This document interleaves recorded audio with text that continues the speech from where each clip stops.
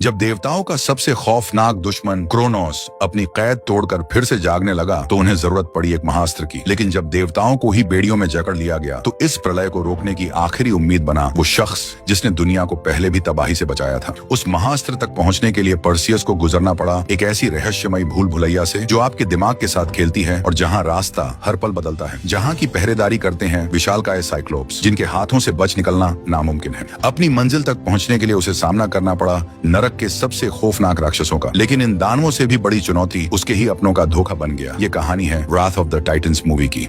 कहानी की शुरुआत होती है एक रणभूमि से। यहाँ का मंजर ऐसा है जैसे दुनिया खत्म होने वाली है। पहाड़ से भी बड़ा एक जलता हुआ विशालकाय हाथ पूरे मैदान में आग बरसा रहा है। 2 सिरों और 4 हाथों वाला एक दानव कत्लेआम मचा रहा है। अब इस शमशान बन चुके मैदान के बीचों बीच खड़ा पर्सियस देखता है कि उसका बेटा भी वहीं है। वो उसे बचाने की कोशिश करता है लेकिन वो विशाल हाथ सब कुछ खत्म कर देता है। पर्सियस की आंख खुलती है। ये एक भयानक सपना था लेकिन उसे एहसास हो जाता है कि दुनिया में एक नई प्रलय आने वाली है। आर्गोस की जंग जिसमें पर्सियस ने क्रैकन को मार दिया था को अब 10 साल बीत चुके हैं। पर्सियस की पत्नी आयो का इंतकाल हो चुका है और अब उसका सारा संसार उसका बेटा हीलियस है। पर्सियस नहीं चाहता कि उसका बेटा कभी जंग की आग को देखे, इसीलिए पर्सियस अब गांव में एक मछुआरे की तरह रह रहा है। कुछ दूर तेज भूकंप आता है। धरती 2 हिस्सों में फटने लगती है। पाताल लोक के सबसे गहरे हिस्से में मौजूद तिलिस्मी जेल टार्टरस में अब हलचल शुरू हो गई है, जहाँ न केवल दुनिया के सबसे खूंखार राक्षस कैद हैं बल्कि उनके साथ यहाँ वह क्रूर टाइटन क्रोनोस भी कैद है जो देवताओं से अपना बदला लेने के लिए सदियों से इंतजार कर रहा है। उसी रात पर्सियस नोटिस करता है कि आसमान में अजीब शोर हो रहा है। तभी बिजली कड़कती है और जूस प्रकट होते हैं। जूस के चेहरे पर फिक्र की लकीरें हैं।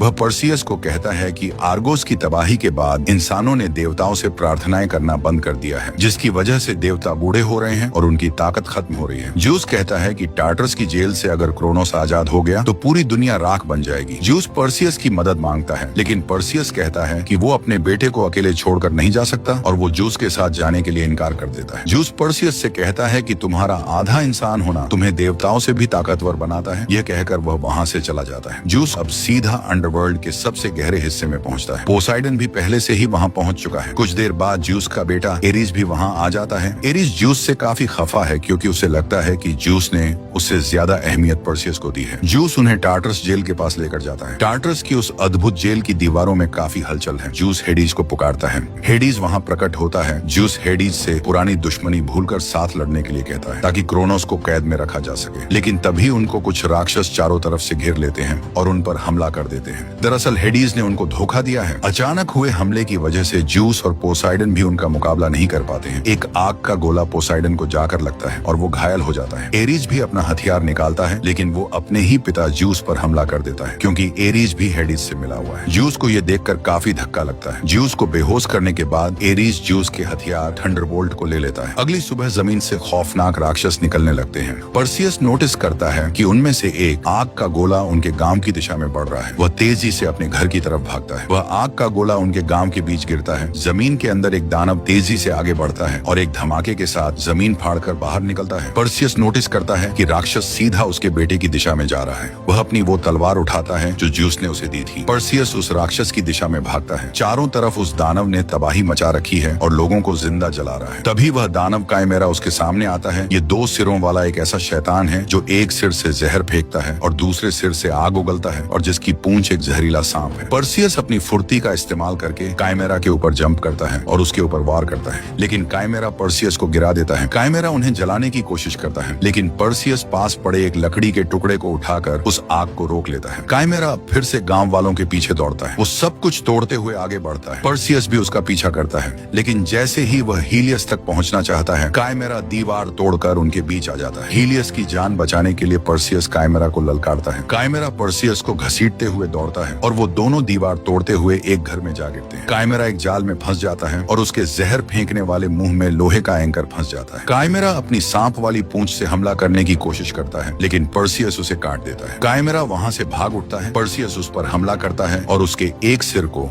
जमीन में एंकर से ठोक देता है और दूसरे सिर को एक चैन से अलग दिशा में खींचता है। अब उस दानव के मुंह से लगातार जहर निकल रहा है। पर्सियस काइमेरा को आग फेंकने के लिए मजबूर करता है और जैसे ही वो आग उगलता है, पर्सियस चैन छोड़ देता है और वो दानव खुद की आग से ही जल जाता है। पर्सियस ने भले ही उस दानव को मार दिया है, लेकिन उनका पूरा गांव तबाह हो चुका है। ज्यूस ने जिस प्रलय के बारे में उसे बताया था, अब वो उसके सामने है। वो हीलियस को अपने साथ लेकर माउंट ऑफ आइडल्स की तरफ बढ़ता है, धरती की वो जगह जो स्वर्ग के सबसे करीब है। यहाँ देवताओं का वो मंदिर है जहाँ लोग पहले उनकी पूजा करते थे, लेकिन अब इसकी हालत काफी जर्जर हो चुकी है। पर्सियस ज्यूस को बुलाने के लिए प्रार्थना करता है। आसमान में धमाका होता है, लेकिन ज्यूस की जगह वहाँ पोसाइडन आता है। वह बुरी तरह से घायल है। वो बताता है कि हेडीज और एरीज ने उन्हें धोखा दिया है। पोसाइडन कहता है कि अब पर्सियस ही ज्यूस को बचा सकता है, लेकिन इसके लिए उसे हेफेस्टस को ढूंढना पड़ेगा। पोसाइडन अपनी आखिरी सांसें लेते हुए पर्सियस को अपना त्रिशूल देता है और कहता है, मेरे बेटे इजेनोर को ढूंढो, जो रानी एंड्रोमेडा के कैंप में कैद है। वही तुम्हें रास्ता दिखाएगा और अगर वो काबिल साबित हो तो उसे मेरा त्रिशूल सौंप देना। पर्सियस हीलियस को सुरक्षित जगह पर छोड़ता है और अपने उस जादुई उड़ने वाले घोड़े पेगासस को लेकर निकल पड़ता है अपनी पुरानी दोस्त एंड्रोमेडा से मिलने के लिए। आसमान से वो नीचे देखता है, चारों तरफ बस तबाही है। अगर वह नहीं लड़ा तो उसका बेटा भी नहीं बचेगा। पेगासस को दूर से देखकर एंड्रोमेडा के कैंप के सैनिकों को लगता है कि कोई दानव उनकी तरफ बढ़ रहा है। वो उस पर हमला करने के लिए आगे बढ़ते हैं, लेकिन एंड्रोमेडा को पता चल जाता है कि वो पर्सियस है। वो अपने सैनिकों को हथियार नीचे करने को कहती है। पर्सियस वहां पहुंचता है। एंड्रोमेडा उसे देखकर काफी खुश है। वो एक योद्धा बन चुकी है और अपनी सेना के साथ इन राक्षसों से लड़ रही है। एंड्रोमेडा पर्सियस को अपने टेंट में लेकर जाती है। उसके दिल में अब भी पर्सियस के लिए फीलिंग्स है। पर्सियस देखता है कि चारों तरफ घायल सैनिक हैं। वो एंड्रोमेडा को बताता है कि देवताओं का अंत करीब है। वो एजेनोर के बारे में पूछता है। एंड्रोमेडा उसे उस जेल में लेकर जाती है जहाँ एजेनोर कैद है। एजेनोर कोई योद्धा नहीं है, वह एक चोर और धोखेबाज है जो कैद में अपनी सजा काट रहा है। उसे अपनी दैवीय शक्तियों में कोई दिलचस्पी नहीं है, लेकिन जब उसे पता चलता है कि उसका पिता पोसाइडन मारा जा चुका है, वह इस मिशन पर जाने के लिए तैयार हो जाता है। एजेनोर उन्हें बताता है कि टार्टरस की भूल भुलैया का नक्शा सिर्फ एक ही शख्स ने बनाया है, हेफेस्टस, देवताओं का वो लोहार जिसने ज्यूस का थंडरबोल्ट और पोसाइडन का त्रिशूल बनाया था। लेकिन हेफेस्टस को देवताओं ने ओलिम्पस से निकाल दिया था और अब वह एक गुमनाम टापू पर रहता है। पर्सियस, एंड्रोमेडा और एजेनोर एक जहाज लेकर उस द्वीप की तरफ बढ़ते हैं, लेकिन समुन्दर में चारों तरफ कोहरा है और उन्हें कुछ दिखाई नहीं दे रहा। एजेनोर अपने पिता का त्रिशूल मांगता है और कहता है कि पोसाइडन के हथियार के बिना उस गुप्त द्वीप पर पहुंचना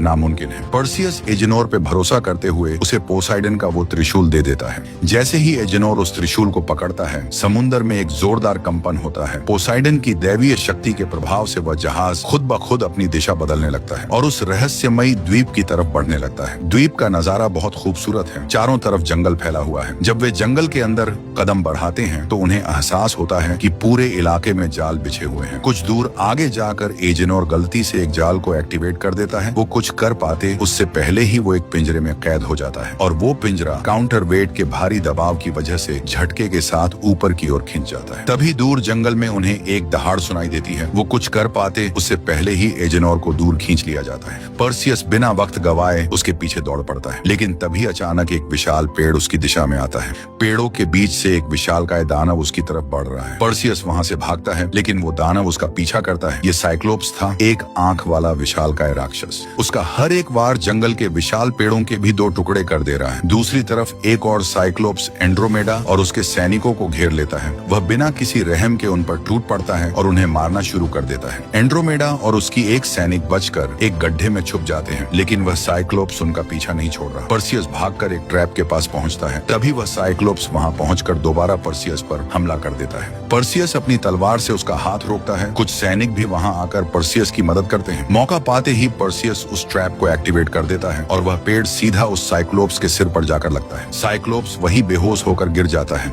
उसकी दर्दनाक चीख सुनकर दूसरा साइक्लोप्स भी एंड्रोमेडा को छोड़कर वहां से भाग जाता है। पर्सियस गिरे हुए साइक्लोप्स के ऊपर जाता है। तभी दूसरा साइक्लोप्स भी वहां पहुंच जाता है। पर्सियस उनसे पूछता है कि एजेनोर कहाँ है। वो उन्हें वार्निंग देता है और पोसाइडन का त्रिशूल निकाल लेता है, लेकिन तभी एक बूढ़ा साइक्लोप्स वहां एजेनोर को लेकर आता है। पोसाइडन के त्रिशूल को देखकर वो बताता है कि वो हेफेस्टस के पहरेदार हैं और इस जंगल की हिफाजत करते हैं। हैं। दूसरी तरफ पाताल लोक में हेडीज और एरीज ने ज्यूस को बंदी बना रखा है। एरीज ज्यूस से इतनी नफरत करता है कि वो कैद में भी ज्यूस पर वार करता है। हेडीज उसे रोकता है। हेडीज कहता है कि ये उसकी सल्तनत है और एरीज अपनी औकात में रहे। उन्हें ज्यूस को मारने की जरूरत नहीं है क्योंकि क्रोनोस ने ज्यूस की शक्तियों को खींचना शुरू कर दिया है। जब ज्यूस उनसे पूछता है वो ऐसा क्यों कर रहे हैं, तब हेडीज बताता है कि उन्होंने क्रोनोस से एक सौदा किया है। अगर वे ज्यूस की दिव्य शक्ति क्रोनोस को सौंपकर उसे दोबारा जिंदा कर देते हैं तो बदले में क्रोनोस उन्हें अमरता का वरदान देगा। हेडीज कहता है कि देवता अब मरने लगे हैं, लेकिन उन्हें इंसानों की तरह स्वर्ग नहीं मिलता, बल्कि उनका अंश इस दुनिया से खत्म हो जाता है और हेडीज अपना ऐसा अंत नहीं चाहता। पर्सियस और उसका काफिला अब साइक्लोप्स के साथ उस जगह की ओर बढ़ रहा है जहाँ हेफेस्टस रहता है। वो बूढ़ा साइक्लोप्स उन्हें एक विशाल पहाड़ के नीचे मौजूद गुफा के पास लेकर जाता है। गुफा के अंदर जाने पर उनकी मुलाकात हेफेस्टस से होती है। हेफेस्टस अब एक बूढ़ा और थोड़ा पागल सा दिखने वाला शख्स बन चुका है। वह देवताओं से नफरत करता है क्योंकि उन्होंने उसे छोड़ दिया था। हेफेस्टस उन्हें अपनी गुप्त लैब में ले जाता है और खुलासा करता है कि टार्टरस की रचना उसी ने की थी, लेकिन टार्टरस बनाते समय उसने अपने लिए एक गुप्त रास्ता भी बनाया था। मगर यह रास्ता किसी साधारण मार्ग जैसा नहीं बल्कि एक पेचीदा भूल भुलैया है। जब पर्सियस उसे बताता है कि एरीज और हेडीज मिलकर क्रोनोस को आजाद कर रहे हैं तो हेफेस्टस उनकी मदद करने के लिए मान जाता है। वे सभी उस खतरनाक भूल भुलैया की ओर रवाना हो जाते हैं। रास्ते में हेफेस्टस एजेनोर को भूल भुलैया का नक्शा देता है। वह उनको बताता है कि भूल भुलैया महज पत्थरों की दीवार नहीं है, बल्कि यह आपके दिमाग के साथ खेलती है। हर मोड़ पर सैकड़ों दरवाजे मिलेंगे और किसी भी गलत दरवाजे का चुनाव निश्चित मौत है। जैसे ही यह काफिला भूल भुलैया के मुहाने पर पहुंचता है, हेफेस्टस उस तिलिस्मी दरवाजे को खोल देता है। तभी आसमान चीरते हुए एक जोरदार धमाका होता है और बिजली की रफ्तार से एरीज उनके सामने आकर गिरता है। पर्सियस उसे रोकने की कोशिश करता है, लेकिन उसके वार का एरीज पर कोई असर नहीं होता। एरीज अपने हथियार निकालता है और एक एक करके उन सैनिकों को मारने लगता है। वे सैनिक एरीज की शक्ति के आगे पूरी तरह बेबस नजर आते हैं। एंड्रोमेडा भी बहादुरी दिखाती है, लेकिन एरीज के वार से वो भी दूर जाकर गिरती है। भूल भुलैया का दरवाजा भी अब वापस बंद होने लगता है। हेफेस्टस दरवाजे को रोकने के लिए अपने हथियार का इस्तेमाल करता है। एरीज अब पर्सियस पर हमला करता है। पर्सियस को बचाने के लिए एजेनोर एरीज पर पीछे से वार करता है। इसी गहमागहमी में हेफेस्टस का हथियार टूट जाता है। एंड्रोमेडा भागकर अंदर चली जाती है। उसके पीछे पर्सियस और एजेनोर भी अंदर भागते हैं। पर्सियस और उसके साथियों को बचाने के लिए हेफेस्टस खुद को कुर्बान कर देता है। अंदर पहुंचते ही पर्सियस एक खतरनाक ढलान से फिसलकर भूल भुलैया के सबसे निचले अंधेरे हिस्से में जा गिरता है। यहाँ एंड्रोमेडा और एजेनोर भी है। वे तीनों आगे बढ़ने की कोशिश करते हैं, मगर हर मोड़ पर रास्ता पत्थर की दीवारों से बंद मिलता है। इस अनंत और विशाल भूल भुलैया को पार करना अब पूरी तरह नामुमकिन नजर आने लगा है। तभी उनकी पास की दीवारें भी खिसकने लगती हैं। वो तीनों वहां से भागते हैं और बाल बाल बचते हैं, मगर जैसे ही वे बाहर निकलते हैं वे उस तिलिस्मी भूल भुलैया के ऐसे हिस्से में पहुंचते हैं जहां रास्ता हर पल अपना रूप बदल रहा है। टार्टरस की ये जगह किसी जिंदा शैतान जैसी है। वो कुछ कर पाते उससे पहले ही वो नीचे खींच लिए जाते हैं। पर्सियस अब एक अंधेरे कमरे में जाकर गिरता है जहां एक राक्षस उस पर हमला करता है। ये दानव हर बार हमला करने के बाद पर्सियस को गिराकर भाग जाता। जब पर्सियस थक जाता है तब वो दानव अपना चेहरा दिखाता है। ये मिनोटॉर था, आधा इंसान और आधा सांड। मिनोटॉर जब फिर से पर्सियस पर हमला करता है तब पर्सियस अपनी फुर्ती दिखाते हुए उसका सींग तोड़ देता है। फिर वह उसी सींग को हथियार बनाकर उस राक्षस को मार गिराता है। मिनोटॉर को खत्म करते ही वो जगह फिर से अपना रूप बदलने लगती है और एक नया आकार ले लेती है। पर्सियस आगे बढ़ता है तो उसे एंड्रोमेडा और एजेनोर मिलते हैं। वो लोग देखते हैं कि वो अब आखिरकार टार्टरस के केंद्र में पहुंच चुके हैं। ज्यूस को विशाल जादुई जंजीरों से हवा में लटकाया गया है। ज्यूस हेडीज से माफी मांगता है। ये सुनकर हेडीज चौंक जाता है। ज्यूस कहता है कि वह इस पूरी साजिश के लिए हेडीज को माफ कर रहा है। हेडीज की आंखों में अपने भाई के लिए दया और अपनी गलती के लिए पछतावा साफ दिखाई देता है। तभी वहाँ एरीज आता है और हेडीज पर हमला कर देता है। एरीज ज्यूस के हथियार से हेडीज को मारने की कोशिश करता है, मगर ज्यूस उस हथियार को सक्रिय होने से रोक देता है। ज्यूस कहता है कि वो उसे हेडीज को नहीं मारने देगा। मौके का फायदा उठाकर हेडीज एरीज को लेकर वहाँ से नीचे की गहराइयों में कूद जाता है। क्रोनोस भी अब पूरी तरह जागने की कगार पर पहुंच चुका है। पर्सियस, एंड्रोमेडा और एजेनोर के साथ वहाँ पहुंच जाता है। वो लोग ज्यूस की जंजीरों को तोड़ने की कोशिश करते हैं। क्रोनोस उन्हें रोकने के लिए अपना हाथ उनकी तरफ बढ़ाने लगता है। पर्सियस अब अपनी पूरी ताकत का इस्तेमाल करते हुए उन जंजीरों को तोड़ देता है, लेकिन एरीज फिर से वहाँ आ जाता है। वो एक धमाका करता है जिससे एंड्रोमेडा एंड्रोमेडा हवा में उछल जाती है, पर पर्सियस उसे पकड़कर बचा लेता है। हेडीज वहां आकर एरीज को रोकता है और सबको वहां से जाने के लिए कहता है, लेकिन जब पर्सियस ज्यूस को लेकर वहां से जा रहा होता है, एरीज हेडीज पर वार करता है और उससे पोसाइडन का त्रिशूल छीनकर ज्यूस की दिशा में फेंकता है। वो त्रिशूल सीधा ज्यूस को जाकर लगता है। बिगड़ते हालातों को देख ज्यूस अपनी अंतिम बची हुई ताकत का इस्तेमाल करता है। एक धमाका होता है और वो पाताल लोक से बाहर पहुंच जाते हैं, लेकिन अब ज्यूस की सारी शक्तियां खत्म हो चुकी हैं और वो मौत के बहुत नजदीक है। ज्यूस पर्सियस को बताता है कि क्रोनोस को सिर्फ एक महाअस्त्र स्पीयर ऑफ ट्रियम से मारा जा सकता है, जो ज्यूस के थंडरबोल्ट, पोसाइडन के त्रिशूल और हेडीज के हथियार को एक साथ जोड़कर बनेगा। लेकिन थंडरबोल्ट अब भी एरीज के पास था। पर्सियस एरीज से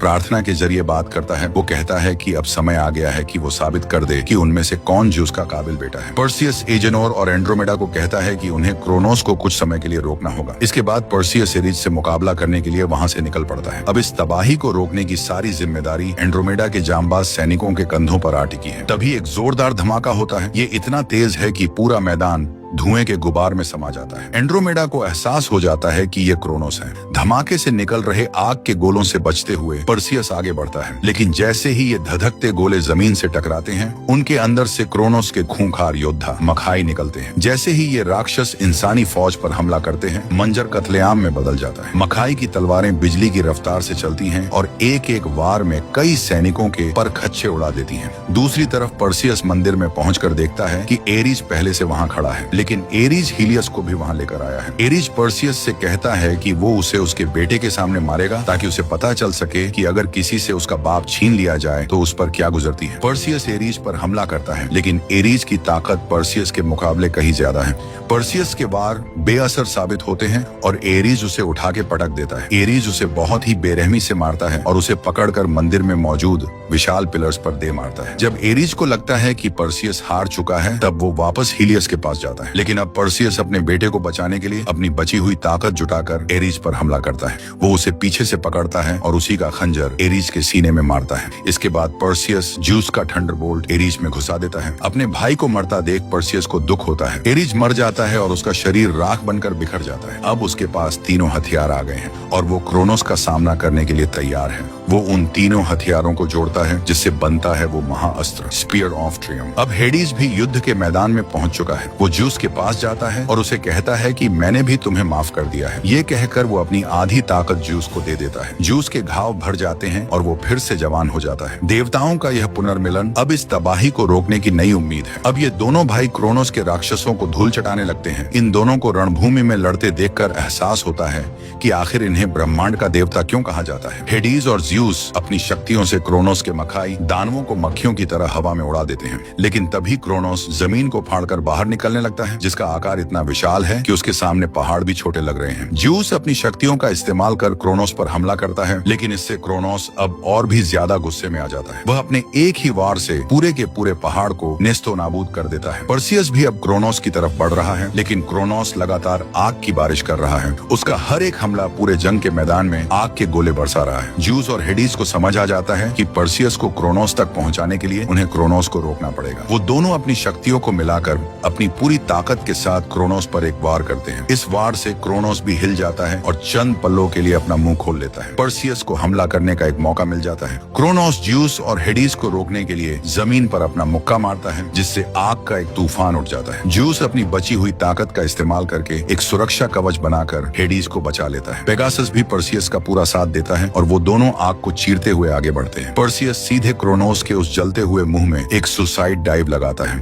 पर्सियस उस महाअस्त्र से क्रोनोस को अंदर से चीर देता है और फिर उसे उसके शरीर के अंदर फेंक देता है। अब क्रोनोस के पूरे शरीर में वो बिजली दौड़ने लग जाती है। उसका लावा से बना शरीर अंदर से फटने लगता है। क्रोनोस का विशाल पत्थर जैसा शरीर धमाके के साथ टुकड़ों टुकड़ों में बिखर जाता है। ये देखकर एंड्रोमेडा और उसकी सेना भी खुशी से झूम उठते हैं। पर्सियस भी वहां से बचकर वापस आ जाता है। पर्सियस को जिंदा देखकर एंड्रोमेडा को और भी सुकून मिलता है। पर्सियस ज्यूस के पास जाता है। हेडीज उसे कहता है कि अब ज्यूस को आखिरी अलविदा कहने का वक्त आ चुका है। ज्यूस कहता है कि उसे अपने बेटे पर्सियस पर नाज है। वो एक पिता की तरह अपना हाथ पर्सियस के चेहरे पर रखता है और उसे शुक्रिया कहता है। ज्यूस मरते वक्त भी मुस्कुरा रहे हैं, क्योंकि उन्होंने अपने बेटे पर्सियस में वो सब देख लिया जो वे खुद नहीं बन पाए। हेडीज भी अब एक मामूली इंसान की तरह बूढ़ा हो चुका है। हेडीज पर्सियस को कहता है, अब देवताओं का वक्त खत्म खत्म हुआ, अब दुनिया तुम्हारी है। कैंप में लौटकर पर्सियस की नजर एंड्रोमेडा पर पड़ती है। वह उससे अपने दिल की बात कहना चाहता है लेकिन हिम्मत नहीं जुटा पा रहा है। एजेनोर ये नोटिस करता है और पर्सियस को एंड्रोमेडा के पास जाने को कहता है। पर्सियस एंड्रोमेडा के करीब जाता है और इससे पहले कि वह कुछ कहे वह उसे किस कर देता है। एंड्रोमेडा भी शायद इसी पल का इंतजार कर रही थी। वह धीरे से मुस्कुराने लगती है। फिल्म के आखिर में हम पर्सियस को उसके बेटे हीलियस के साथ देखते हैं। पर्सियस हीलियस को अपनी तलवार सौंप देता है। वह उसे समझाता है कि तुम्हारी रगों में देवताओं का खून है और तुम्हें अपनी इस शक्ति का इस्तेमाल हमेशा लोगों की भलाई के लिए करना होगा। पर्सियस की कहानी का फर्स्ट पार्ट देखने के लिए स्क्रीन पर आ रहे वीडियो पर क्लिक करें और अगर आपको यह वीडियो पसंद आया तो इसे लाइक और हाइप करें।